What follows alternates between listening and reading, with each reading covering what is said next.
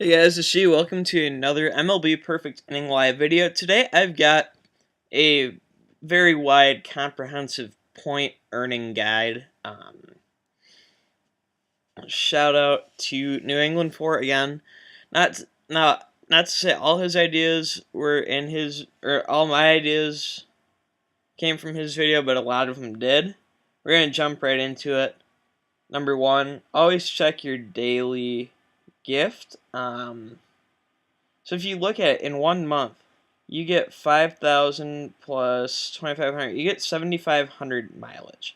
Now, if you go have 50 friends to start every day, you get 150 mileage times 30 days. So that's 4,500 mileage. So I think mileage resets every month, and then people are going to send you mileage back too. But you can get enough just from checking in every day, sending friends gifts every day, to get a guaranteed, from the mileage shop, a guaranteed player of the month draft. If you don't know much about players of the month, they're very valuable. You also get 30,000 points just for logging in. Now you want to do all 10 achievements each day, get the 50 diamonds, because diamonds you can also use for player of the month drafts. It's 200 diamonds for one of those. If you get a if you get a duplicate, if it's a cheap duplicate, boost your player up to a +2 or a +3. If it's an expensive duplicate, like when I pulled 2 Chris Sales, I sold one of the Chris Sales for over 15 million points. Even after auction house fees, I got back over 10 million, which I was able to spend on multiple position players. Let's look at scouting. Scouting, I always do the 2,000 points. So you spend 2,000 points, you get 3,000 points back. We'll go through a couple of these. So I want to show you. Okay, so Whit Merrifield. It costs 22,000 points to get him.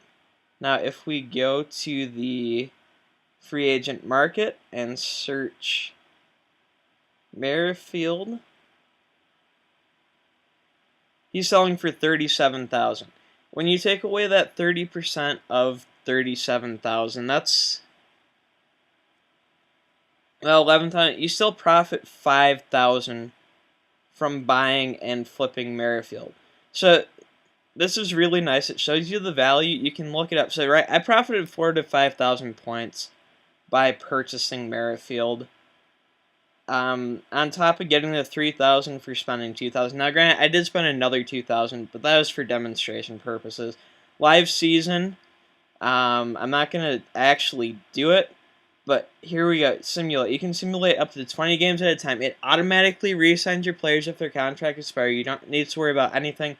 So, like, if you're a student or if you are at work and want to plug your phone in, do some work, hit simulate 20 games. It doesn't take any of the tickets, right? So you go through 20 games, you get tons of points for those 20 games. You make more points than you have to spend on renewing contracts. Your players gain experience, so they're level up for when you want to do live head-to-head. For live battle, simulation play. If you're not going to be able to play live yourself, play the simulation play, get the points. And then with live head-to-head, there's final ranking rewards. So far, I haven't played any live action play this week because it's finals week for me when I'm recording this. Anyways, so there's final ranking rewards. You get points, right? See, it's hard to be in the top tiers, but right, you can get points, packs, diamonds just for playing a bunch throughout the week. Enhancing players. Now I've only got a junk player to enhance, but we're going to go look at my guy Brian Dozier in the free agent market. I'll show you how, by looking at Brian Dozier, just how, okay, so you get 3,000 points when you spend 1,000 to upgrade.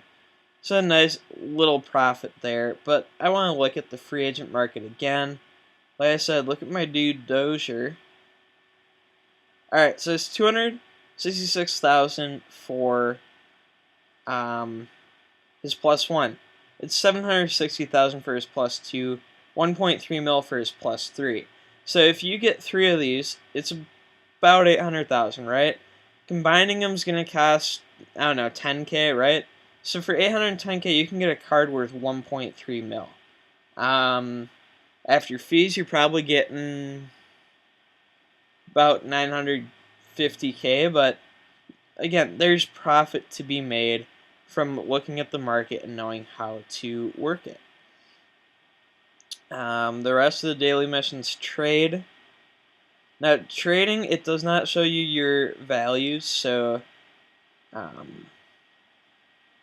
one way to know the values of the guys that you're trading would be to, if you've got another device, pull up the market. Otherwise, my general rule of thumb. So none of these players are that great, but okay, let's look at it. You've got an Arizona Diamondback, a Tampa Bay Ray, and a Cleveland Indian.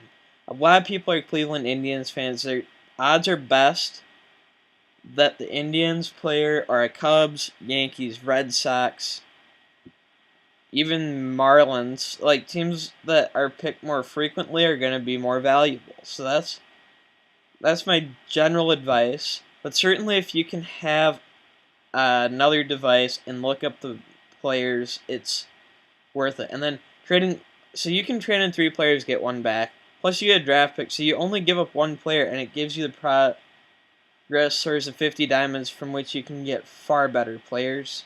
Free agent transactions. What I do for my daily free agent transaction, unless I'm legitimately spending my points, so I'm a Twins fan. I go just any Twins player. I go to the worst ones. Alright, so 1,700 points, right? For 1,700 points, I get a draft pick worth 5,000. Plus, in theory, I could relist that player for 1,700. So I spend like 300 to 500 points, get a free draft pick. Turn battle, pretty simple. I do need to make a shop purchase. For me, for shop purchases, this is where I splurge a little bit. I get the 55 plus overall draft pick for 10,000 points. Holy cow, I can't make this up. I got Madison Bumgarner. Now, I'm sure his value's probably still being deflated. A lot of the high overall players are still coming down from that GM event. That's the other thing, too, is that every week there's events. So just by checking in, not only do you get the points, but you also get some specialty packs or some diamonds or a big chunk of points. And then if we look at this week's event, which you can... oh, I gotta collect that mission. 5,000 points plus the Mad Bum. So if you hit event, there's the Glory Special event. If you play season mode 10 times, which means, so if you do that simulation in 20 games, even if you only get through half of it, which is 10 games, you get a season best 60 plus overall draft pick. If you play live battle 3 times, you get a season best draft pick.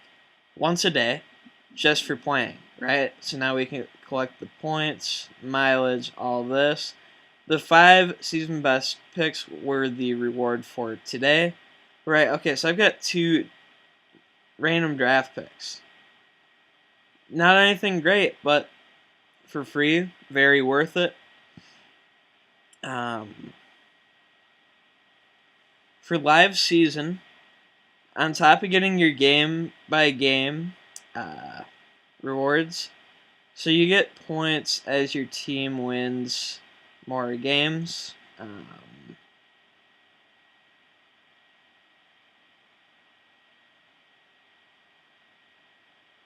You see there's season missions. There's game missions, right? If you get your game missions for multiple games in a row, you just keep getting more and more points. Even simulating, you'll hit on a bunch of those. There's award races, right? You get awards for how you finish. And awards change by tier of season you're in. But I would recommend, if you're in a season and you finish at or below 500, go to the tier down. You'll do really well. There will be less points available, but you'll get a lot more of the achievements. You'll also gain experience. You'll build your players up more for trying that tougher tier after a season or two. I hope this guide helped. I didn't intend for it to be as long as it did, but I wanted to hit on everything that I know of. Roulette not available yet. Yeah, so that's about it. Thank you guys so much for watching. If you enjoyed and found this helpful, smash the like button. Comment if there's a point making method I forgot to mention. I probably did, but comment what it is.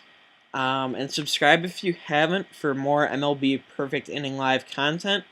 I'll be bringing it out for sure every other day. I've been in an everyday grind for a while, and I've really enjoyed it, but at some point I'm probably going to mix in other random mobile games on a couple days.